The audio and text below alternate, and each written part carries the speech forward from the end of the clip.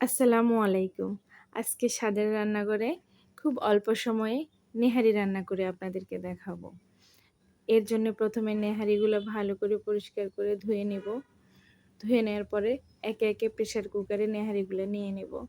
তারপরে প্রথমে দিব গোটা, গোটা মসলা, এলাচ, দারচিনি, তেজপাতা। তারপরে বাটা মসলা দিব। আদা বাটা, রসুন বাটা, জিরার গুঁড়ো, এরপরে গরম মশলার গুঁড়া। এটা আমার বাসায় তৈরি স্পেশাল মশলা।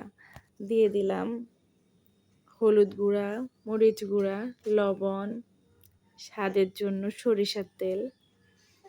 তারপরে দিয়ে দিলাম একটু সয়াবিন তেল।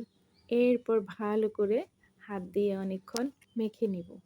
মেখে নেওয়ার পরে দিয়ে দিলাম কাঁচামরিচ। 10 মিনিট এভাবে রেখে এরপরে প্রেশার কুকারের ঢাকনাটা লাগিয়ে দেব।